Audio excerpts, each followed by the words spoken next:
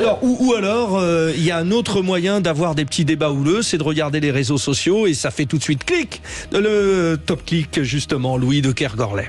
Les vraies voix Sud Radio, c'est le top clic. Louis, dans votre top clic du jour, l'affaire... Tiens, Gérard Depardieu, qui fait des émules, notamment chez la jeune génération de comédiens et plus particulièrement chez une jeune actrice appelée Lucie Lucas, qui commence à devenir l'égérie des réseaux sociaux. Pourquoi ? Voilà. Alors, cette actrice, vous l'avez peut-être aperçue dans la série Clem, diffusée sur TF1. Donc, dans les suites de l'affaire Depardieu et de cette tribune signée dans Le Figaro, la jeune comédienne s'est exprimée dans un long post Instagram. Elle y parle de sa lassitude de protéger l'ancienne génération d'acteurs depuis 15 ans qu'elle effectue ce métier. Alors je vais vous en lire un extrait. « Combien de comportements inadmissibles ai-je tu ? J'ai beaucoup de choses à dire sur certaines personnes de cette liste délicieuse de co-signataires. J'espère que vous êtes prêts pour la retraite parce qu'on ne vous protégera plus. » Elle désigne ensuite sa partenaire à l'écran dans la série Victoria Abril. « Tu veux qu'on parle de tes nombreuses agressions, y compris sexuelles envers tes partenaires ?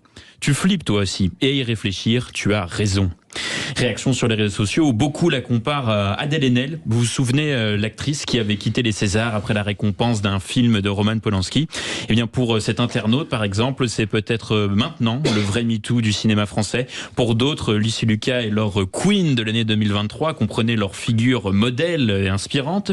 D'autres sont allés déterrer un post sur ses réseaux sociaux datant de quelques mois où elle faisait part de sa joie de retrouver Victoria Abril dans une nouvelle saison de Clem, la même qu'elle accuse aujourd'hui d'agression. Victoria Abril, qui n'a toujours pas réagi à ces accusations portées par Lucie Lucas, saluée unanimement pour son courage.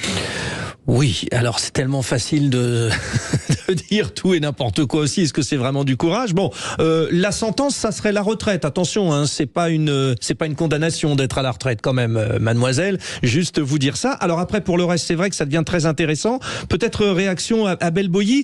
J'ai vu ce matin que la moyenne d'âge des signataires de la tribune pour Gérard Depardieu était ce qu'on appelait des boomers. La moyenne d'âge est supérieure à 70 ans. Il y a aussi une histoire générationnelle. On parlait différents hommes-femmes, il y a aussi différents générationnels. À l'image de ce que l'on voit dans différents pôles de la société, y compris dans le milieu artistique, nous avons affaire à une fracture générationnelle. Donc, on respecte toujours la présomption d'innocence, mais il est vrai qu'il serait étonnant de voir que tous ces co-signataires n'aient pas vu, n'aient pas entendu, n'aient pas eu des oui-dire d'attitudes qui pouvaient se faire à l'époque, qui ne sont plus tenables aujourd'hui.